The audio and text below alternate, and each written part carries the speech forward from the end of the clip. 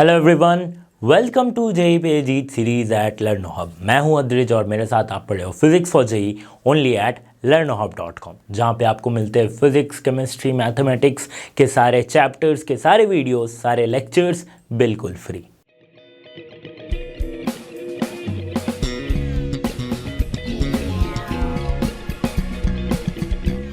Student NEET series के इस video में हम डिस्कस करने वाले हैं chapter dual nature of radiation and matter से रिलेटेड कुछ इंपॉर्टेंट क्वेश्चंस जो कि नीट एग्जाम के लिए काफ़ी ज़्यादा वैल्यू रखते हैं, काफ़ी ज़्यादा इंपॉर्टेंट है। तो चलिए शुरू करते हैं इस वीडियो को।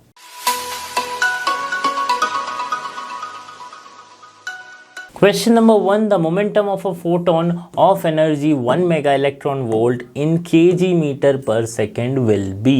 देखो बहुत ही सिंपल सा क्वेश्चन है, बस यूनिट आपको चेंज करना है। कैसे करेंगे, हमें क्या पता है, E इक्वल्स टू होती है एच सी बाई लैम्डा। ठीक है, H C by lambda. Okay, now the momentum of a photon of energy 1 mega electron volt, हमें एनर्जी दी गई है और मोमेंटम हमें निकालना है। ये होती है एच सी बाई लैम्डा, आपको एनर्जी होती है पता है। अब डी ब्रॉगली वेवलेंथ क्या होती है, H by M V. So H by M V या फिर पी आप लिख दो। ठीक है, तो हमें इस क्या कहते हैं, मोमेंटम हमें निकालनी है। ठीक है, अब यहाँ से अगर लैम्डा की वैल्यू मैं निकालना चाहूँ तो lambda equals to H C by E होती है। अब इस वैल्यू को यहाँ पे पुट करते, H C by E equals to H by P. ठीक है, so H H will cancel out, so E will equals to P C. अब मोमेंटा कितनी होगी ये हमें फाइंड आउट करना है। So P equals to E by C हम लिख सकते हैं, कोई दिक्कत नहीं। एनर्जी कितनी है, 1 mega electron volt. So 1 into 10 to the power 6। Electron volt को हम चेंज करेंगे कैसे, 1.6 into 10 to the power minus 19 by 3 into 10 to the power 8। ठीक है, इस तरह से हम चेंज करेंगे। सॉल्व करके देखेंगे तो हमारे पास मोमेंटम जो आएगी P इक्वल्स टू होगी 5 इंटू 10 टू दी पावर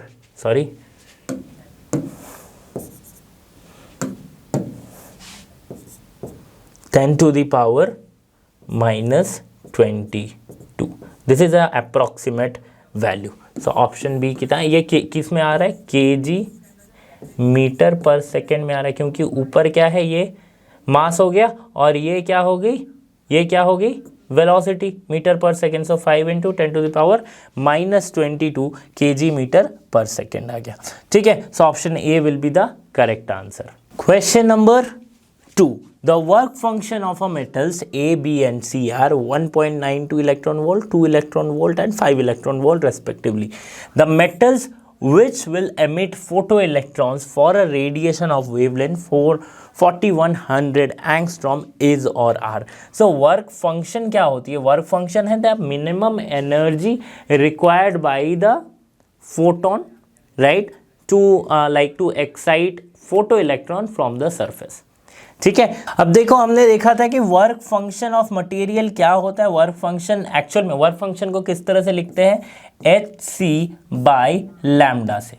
अब ये वर्क फंक्शन अगर किसी भी मटेरियल, यहाँ पे दिए गए किसी भी मेटल से अगर ज़्यादा हो रहा है तो उससे फोटो इलेक्ट्रॉन्स निकलेंगे, अगर उससे कम हो रहा है तो उस पर्टिकुलर मेटल से फोटो इलेक्ट्रॉन नहीं निकलेंगे। मतलब मेरी ये जो फाई की वैल्यू है, ये इससे या इससे ज़्यादा ये कम होने पड़ेगी, तब जाके हमें पता चलेगा कि फोटो इलेक्ट्रॉन्स का एमिशन होगा या नहीं होगा।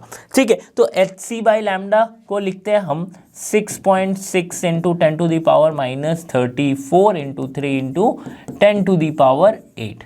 ठीक है, बाई लैम्डा है 4100 into 10 to the power minus 10। ठीक है, ये तो है एनर्जी, ये किस में आ रही है, जूल में। इसे हमें चेंज करना है इलेक्ट्रॉन वोल्ट में, तो हमें क्या करना पड़ेगा, 6.6 into 10 to the power minus 34 into 3 into 10 to the power 8 by 4100 into 10 to the power minus 10 को मल्टीप्लाई करना पड़ेगा लाइक डिवाइड करना पड़ा 1.6 into 10⁻⁻19, that is the charge of an electron. तो ये जो पूरी टर्म है हमारी, अब एनर्जी जो है इलेक्ट्रॉन वोल्ट में आ जाएगी। सॉल्व करके आप देखोगे तो आपके पास जो वैल्यू आएगी that will be approximately equals to 3 electron volt. ठीक है, तो आपकी वैल्यू जो आएगी that is approximately equals to 3 electron volt. अब 3 इलेक्ट्रॉन वोल्ट वैल्यू आई है, सो फाई ए जो है वो हमारे पास 1.92 है। So phi A is less than 5, so यहाँ पे फोटो इलेक्ट्रॉन का एमिशन होगा। ठीक है, फाई बी जो है वो क्या है, 2 electron volt, again it is less than 5, सो फिर से फोटो इलेक्ट्रॉन का एमिशन होगा। फाई सी जो है that is actually greater than 5, मतलब 5 इलेक्ट्रॉन वोल्ट है, ये हमारी 3 इलेक्ट्रॉन वोल्ट है। मतलब इतनी एनर्जी काफ़ी नहीं है, क्योंकि 5 इलेक्ट्रॉन वोल्ट से ज़्यादा एनर्जी देनी पड़ेगी तब एमिशन होगा। तो यहाँ पे फोटो इलेक्ट्रॉन का एमिशन नहीं होगा। सो ए और बी में होगा, सी में नहीं होगा। So for both A and B, option B will be the correct answer. ठीक है, समझ में आई बात। नाउ क्वेश्चन नंबर 3 को देखते हैं। According to Einstein's photoelectric equation, the graph between the kinetic energy of photoelectrons ejected from the frequency of incident radiation is, इनमें से कौन सा ग्राफ करेक्ट होगा? वैसे तो अगर आप थोड़ा सा ग्राफ को ध्यान से पढ़ोगे तो आप इजीली कह सकते हो कि ऑप्शन डी जो है वो हमारा करेक्ट होगा, क्योंकि कंसेप्ट एडॉन जब मैं बताया था तब मैंने बताया था ग्राफ्स क्या होती है, काइनेटिक एनर्जी फ्रीक्वेंसी के बीच का ग्राफ क्या होगी। बट अगर अभी आपको याद नहीं आ रहा तो मैं इजीली सॉल्व करते इसको।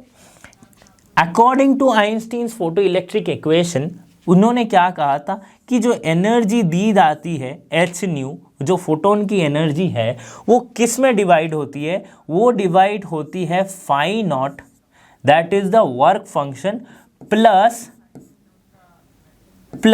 उसे जो वेलोसिटी में, उसे जो काइनेटिक एनर्जी मिलती है that is half M V square, और सिंपली हम इसे काइनेटिक एनर्जी लिखते हैं। मतलब एक फोटोन की एनर्जी जब आके मेटल सरफेस से टकराती है तो वहां से फोटो इलेक्ट्रॉन का एमिशन होता है। अब उस फोटो इलेक्ट्रॉन में क्या होगी, या तो सिंपली अगर मैं सिर्फ फाई नॉट जितना एनर्जी डालूं तो बस वो निकलेगी, अगर फाई नॉट से ज़्यादा एनर्जी डालूं तो वो निकलेगी भी और भागेगी भी अपोजिट एंड में। तो इस तरह से हो रही। अब यहाँ पे अगर एच न्यू जो है ये क्या हो जाती है, H nu equals to H nu not, यही तो होती है work function, plus kinetic energy. So kinetic energy का अगर मैं रिलेशन निकालूं तो ये क्या निकलेगा मेरे पास, H nu minus nu naught, ये हमारे पास निकलेगा काइनेटिक एनर्जी का रिलेशन।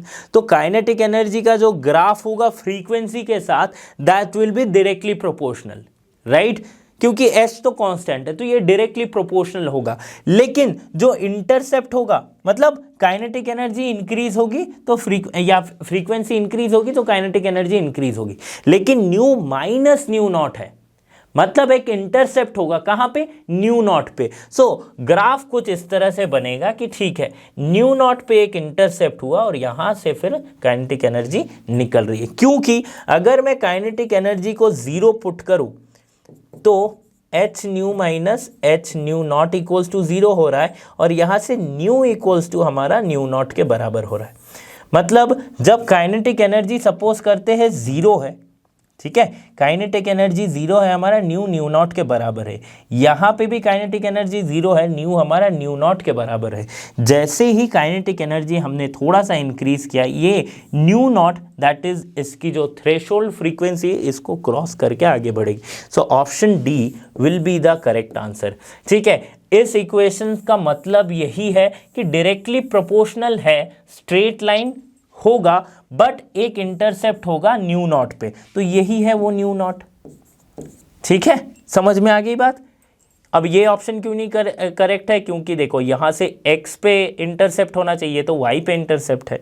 ठीक है, यहां कोई इंटरसेप्शन नहीं है, ये तो इनवर्सली प्रोपोर्शनल वाला ग्राफ है। So option D is the correct answer. Question number 4, a monochromatic light of frequency 6 into 10 to the power 14 hertz is produced by laser. The power emitted is 2 into 10 to the power minus 3 watt. What is the energy of the photon in the light beam? How many photons per second on an average are emitted by the source? Given that h equals to 6.63 into 10 to the power minus 34 joule second, ये हम value ले सकते हैं। Okay हमें यहाँ पे calculate क्या करनी है पहले, how many the power emitted, what is the energy of photon. So energy क्या होती है, एच न्यू, राइट, यही तो होती है एनर्जी। सो एच न्यू अगर एनर्जी हुई तो फ्रीक्वेंसी हमारे पास दिया गया है, so 6.63 into 10 to the power -34, और न्यू कितनी है 6 into 10 to the power 14 hertz. ठीक है, चलो यूनिट ना लिखो तो कोई भी दिक्कत नहीं है हमारे पास, ये हमारे पास है। अब ये किस में आ रही है, ये वैल्यू आती है 3.98 इंटू 10 टू द पावर -20। ठीक है, 3.98 इंटू 10 टू -19 आ जाएगा ना, -19। ओके अब ये है जूल में, फाइन, ये है किसमें, जूल में है। अब इसे अगर मैं इलेक्ट्रॉन वोल्ट में चेंज करूँ तो कैसे आएगा, 3.98 into 10 to the power -19 by 1.6 into 10 to the power -19 electron volt. Solve करके देखेंगे तो हमारे पास जो वैल्यू आएगी दैट इज 2.49 इलेक्ट्रॉन वोल्ट। ठीक है, सो ये एक आंसर हो गया 2.49 इलेक्ट्रॉन वोल्ट। और ऑप्शन दूसरा, ये था पहला क्वेश्चन। दूसरा क्वेश्चन क्या पूछ रहा है कि how many photons per second, photons per second यानी कि n equals to number of photons per second. ये कैसे लिखे लेंगे, n equals to power by energy करेंगे। पावर हमारे पास कितनी दी गई है, 2 इंटू 10 टू द पावर -3, और एनर्जी जूल में कितनी है 3.98 इंटू 10 टू द पावर -19। ठीक है, सॉल्व करेंगे तो हमारे पास जो वैल्यू आएगी that is approximately equals to 5 into 10 to the power कितना आ जाएगा, 10 to the power -40, sorry minus तो नहीं आएगा, प्लस आएगा 10 टू द पावर 40। कितना हो जाएगा, 5 into 10 to the power 15 photons per second will be the correct answer. ठीक है, क्वेश्चन आपको समझ में आ गया किस तरह से दो आंसर इसका ले आया था। ये न्यूमेरिकल बेस्ड क्वेश्चन था, जेईई के एग्जाम में पूछा जाने वाला क्वेश्चन था। ओके, तो एनर्जी को इलेक्ट्रॉन वोल्ट में पूछा गया था। मतलब किस तरह से हमें पता चला कि जो आपके पास जो डैश दिया रहेगा ना, जो यहाँ पे फिल इन द ब्लैंक्स जैसा 2 डैश दिया रहेगा, तो एक की यूनिट थी इलेक्ट्रॉन वोल्ट में, तो मतलब जूल से आपको इलेक्ट्रॉन वोल्ट में कन्वर्ट करना। अगर जूल में रहता तो आप सिर्फ ये वाला आंसर लिख सकते थे। ओके, नेक्स्ट क्वेश्चन की तरफ चलते हैं। Question number 5, when photons of energy h nu fall on an aluminum plate of work function E naught, the photoelectrons of maximum kinetic energy K are ejected. If the frequency of the radiation is doubled, maximum kinetic energy of the photoelectrons will be. तो एक photoelectron, एक aluminium plate है जिसकी work function है E not. जब उस पर energy frequency दी जा रही है या फिर जो भी फ्रीक्वेंसी ऑफ इंसिडेंट वेव आ रही है, तो वहाँ से जो मैक्सिमम काइनेटिक एनर्जी रिलीज हो रही है वो है K। अब फ्रीक्वेंसी को अगर 2 गुना कर दिया जाए तो मैक्सिमम काइनेटिक एनर्जी क्या होती है, तो जब 2 गुना कर दिया जाए तो उस मैक्सिमम काइनेटिक एनर्जी को मैं K डैश कंसिडर करता हूँ। तो मुझे K डैश का रिलेशन निकालना है। तो अकॉर्डिंग टू आइंस्टाइन्स रिलेशन ये क्या है, एनर्जी जो है दैट इज h न्यू, ये किस किस चीज में डिवाइड हो रही है, work function plus kinetic energy में। ठीक है, ये आपका केस समझ में आ रहा है, work function plus kinetic energy में ये डिवाइड हो रही है। अब देखो, जब फ्रीक्वेंसी को 2 गुना, सो ई नॉट यहां से हम लिख सकते हैं h nu minus K। Okay, अब जब फ्रीक्वेंसी को 2 गुना कर दिया जाता है, wave frequency is doubled.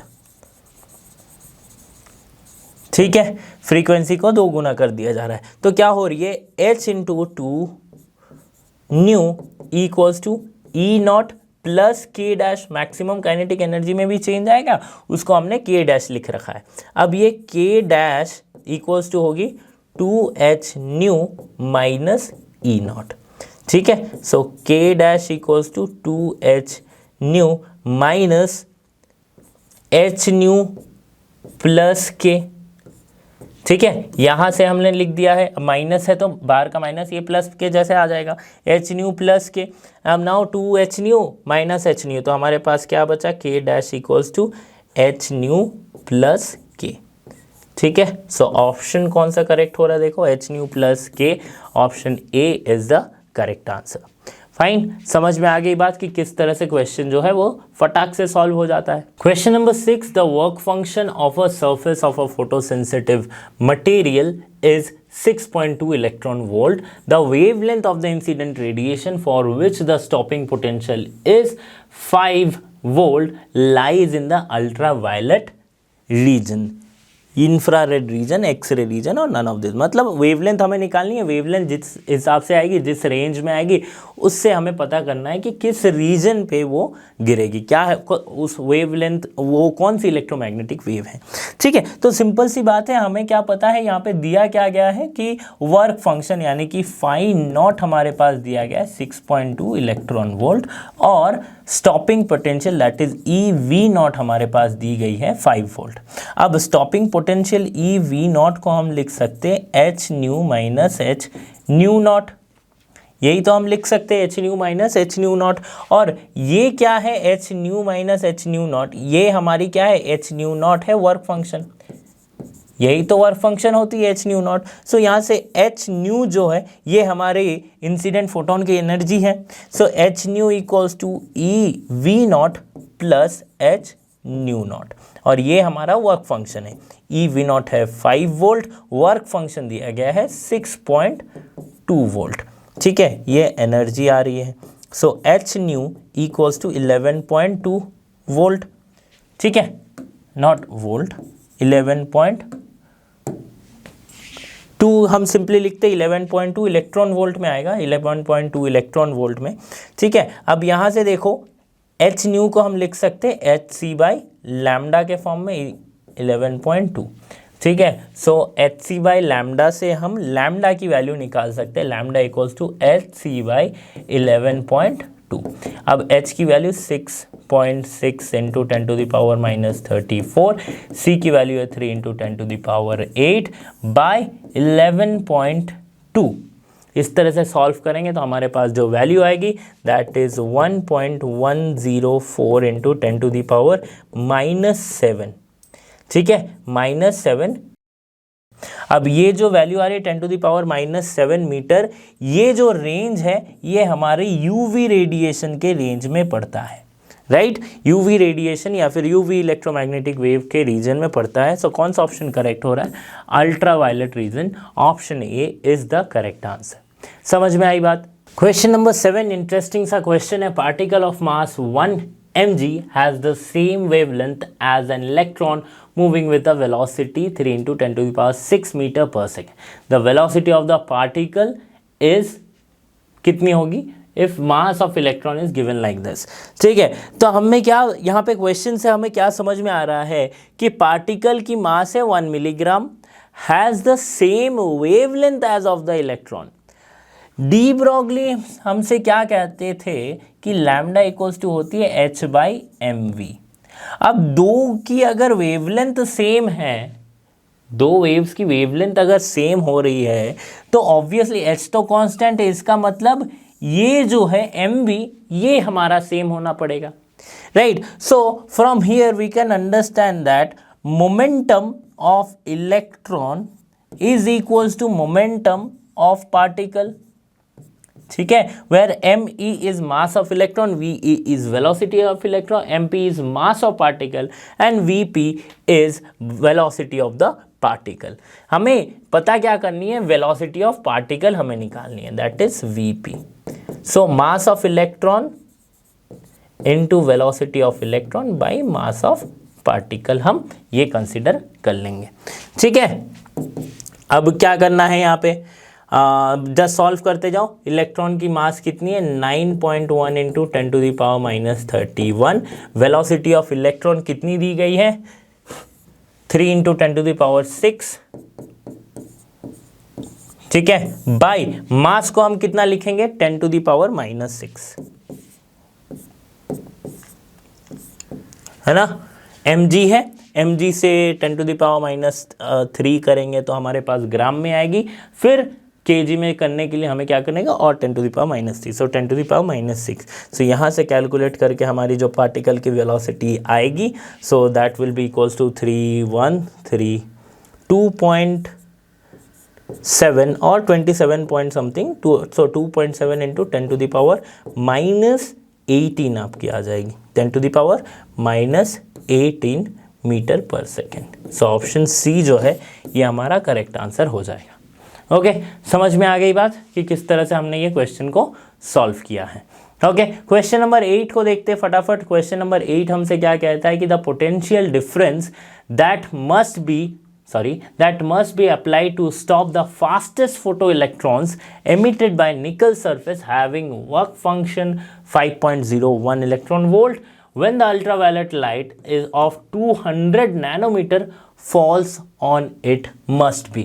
Potential difference निकालनी है, मतलब जो स्टॉपिंग पोटेंशियल में EV0 होती है उसमें से हमें बस ये वाली निकालनी है, पोटेंशियल डिफरेंस निकालनी है। ओके, चलो सॉल्व किया जाए, फटाफट सॉल्व करेंगे हम। पोटेंशियल डिफरेंस किस तरह से निकालेंगे, देखो EV0 अगर स्टॉपिंग पोटेंशियल की बात करूँ ये क्या होती है, H nu minus H nu naught, ये है हमारी वर्क फंक्शन और ये है इंसिडेंट फोटोन की एनर्जी। इंसिडेंट फोटोन की energy that equals to H nu होती है या फिर HC बाई लैम्डा हम लिख सकते हैं। अगर लैम्डा नैनोमीटर में है जो कि यहाँ पे दी गई है 200 नैनोमीटर में, तो HC की वैल्यू को हम कैलकुलेट करते हैं 1240 बाई लैम्डा इन नैनोमीटर। ठीक है, अब इंसिडेंट फोटोन की एनर्जी को 1240 बाई 200 कर दो, सो आपको क्या मिल जाएगा यहाँ से, लाइक 210 एंड 62, सो कितना आ जाएगा 6.2। ठीक है, जूल में आपकी आ रही 6.2, सॉरी नॉट जूल, ये इलेक्ट्रॉन वोल्ट में आएगी 6.2 electron volt, 21 I guess, 6.2 electron volt आपकी आ रही है।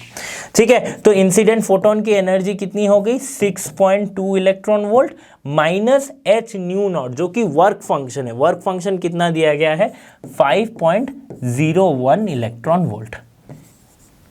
ठीक है, सॉल्व करके देखेंगे तो हमारे पास जो EV0 की वैल्यू आएगी that will be something around, अच्छा ये वैल्यू जो है ये EV0 की है, सो V0 की वैल्यू क्या होएगी 6.2 minus 5.01 by 1.6 into 10 to the power minus 19। अब जो पोटेंशियल की वैल्यू आएगी that will be around 1.2 electron 1.2 volt में आएगी, इलेक्ट्रॉन में तो नहीं क्योंकि इलेक्ट्रॉन से हमने डिवाइड कर दिया। सो 1.2 वोल्ट कौन सा ऑप्शन है, ऑप्शन डी है। माइनस क्यों नहीं आया, क्योंकि अगर ये वाला टर्म हमारा ज़्यादा होता, ये कम होता तो माइनस में आता, है ना, सिंपल सी बात है। बट ये वाला टर्म अगर हमारा ज़्यादा होता तो इंसिडेंट फ्रीक्वेंसी ये वाला टर्म अगर ज़्यादा होता तो फोटो इलेक्ट्रिक एमिशन ही नहीं होता। H न्यू नॉट अगर ग्रेटर होता तो फोटो इलेक्ट्रॉन एमिट ही नहीं होते। ठीक है, वर्क फंक्शन से ज़्यादा एनर्जी होनी चाहिए, so 1.2 electron volt is the correct answer. So ये था क्वेश्चन नंबर 8। क्वेश्चन नंबर 9 को समझते हैं एक बार कि electrons used in an electron microscope are accelerated by voltage 25 kilovolt. If the voltage is increased to 100 kilovolt, then the de Broglie wavelength associated with the electrons would be। बहुत ही simple सा एक तरीका है de Broglie wavelength और de Broglie wavelength और voltage के बीच के relation का। वो रिलेशन क्या है वो हम देखते हैं। वो रिलेशन क्या है, वो रिलेशन है lambda equals to 12.27 by root under V, ये है रिलेशन भाई। Fine, so lambda is inversely proportional to root under V. Fine, so lambda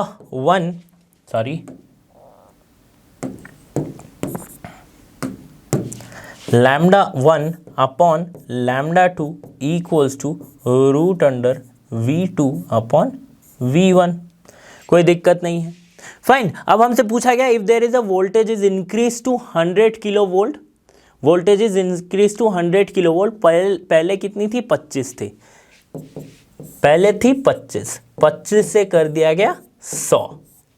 ठीक है, अब पूछा क्या जा रहा है, then the de Broglie wavelength associated with the electrons would be. λ1 और λ2 के बीच का रेशियो अगर हमें निकाल दो, अगर λ2 के वैल्यू हमें निकालनी है, यहाँ से हमें λ2 की वैल्यू निकालनी कि किस वैल्यू से वो चेंज हो रही है, कितने वैल्यू से चेंज हो रही है। So λ1 by λ2 equals to √4, λ2 equals to λ1 by 2, √4 का 2 आ जाएगा। So by 2 it is decreased by 2 times, right. तो कौन सा ऑप्शन करेक्ट हो रहा है, डिक्रीजेज बाई 2 टाइम्स।